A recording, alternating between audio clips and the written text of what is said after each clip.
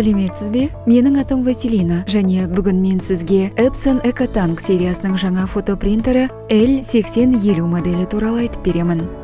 Бұл модельде 6 түс пайдаланылады. Бұл менің қолымдағы саусақтардан көп.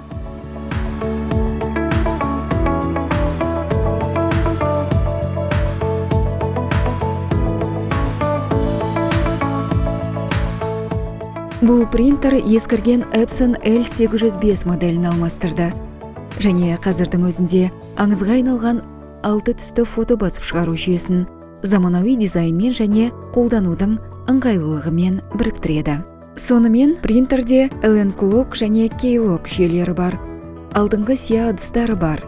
Бұл қарапайым және жылдам сия құюды ешқандай қосымша құрылғыларсыз тіпті тәжірибесі жоқ пайдаланушыға да жасауға мүмкіндік береді. Және ол сөзсіз төгілмейді ме? Мүмкін газетті төсеу керек шығар.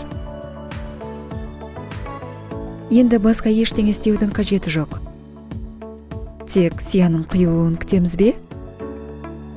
Қарапайымдылығы қандай?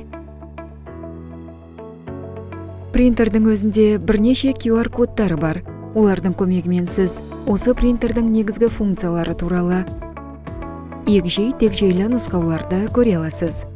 Және олар өте ыңғайлы орналасқан. Мысалы, сіз принтерге қарап, сізге түсініксіз механизмді тапсаңыз, оның жанында сіз бұл туралы ақпараты бар QR кодын бірден көресіз. Өмірдегі барлық нәрсе осылай өте қарапайым болса ғой. Сіз орманда адасып қалдыңыз делік. Содан ағашта үйіңізге дейін ең жақын бағдармен QR коды пайда болады.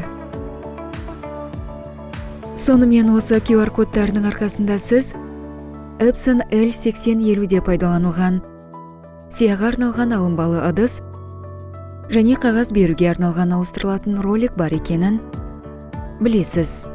Әрі ауыстырылатын ыдыс көптеген Epson модельдерінде кездесетін болса, ал алынбалы ролик бұл бірегей ноу-хау және алдыңғы бірде-бір модель мұндай мүмкіндіктермен мақтана алмады.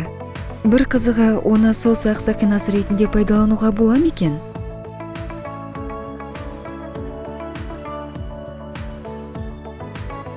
Мен айтқанымдай, бұл басып шығару кезінде 6 түсті қолданатын фотопринтер. Стандартты жиынтыққа ашық көк және ашық күлгін түстер қосылды. Бұл түс ауқымын кеңейтеді және фотосуреттерді басып шығару кезінде тегіс ауысулар мен қанық түстерге қол жеткізуге мүмкіндік береді.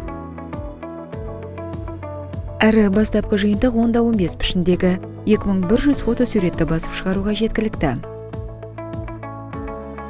Салыстыру үшін L805-тегі сия жинағы тек 1900 фотосуретке жеткілікті. Біз қазір барлық 2100 фотосуретті басып шығармаймыз ғой. Әрине өте жылдам басып шығарады. Күймеше тура дыбыс жылдамдығымен жүреді.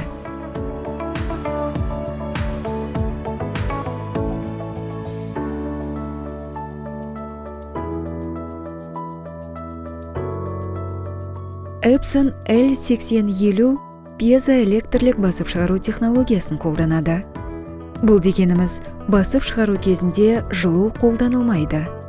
Оның орнына принтерде электр импульсінің әсерінен кеңейетін және сияны тасымалдағышқа итеретін пьезоэлемент орнатылған. Осылайша басушы бас тиек жоғары температураның әсерінен тозбайды және біз тамшының пайда болу процесін толық басқара аламыз. Бұл фотосуреттерді басып шығару кезінде дұрыс реңктер мен жартылай реңктерді беру үшін өте маңызды. Сонымен қатар Epson L8050 смартфоныңыздан тікелей басып шығаруға мүмкіндік беретін Epson Smart Panel қолданбасын қолдайды. Сіз жай ғана қажетті фотосуретті таңдап, қажетті баптауларды орнатып, оны басып шығарасыз. Қандай ыңғайлы қолданба? Біреу оны компьютерге қосады ма не? Мен бәрін тек смартфоннан басып шығаратын едім. L8050 функционалды фотосуреттерді басып шығарумен шектелмейді. Құрылғымен бірге арнайы жабыны бар CD-DVD дисклерінде, сондай-ақ ID карталарында басып шығаруға мүмкіндік беретін арнайы науа бар. Басып шығару Epson Photo Plus бағдарламасының көмегімен жүзеге асырылады. Сізге қажет суретті таңдап, оны үлгіге орналастырып, басып шығару тапсырмасын жіберіңіз.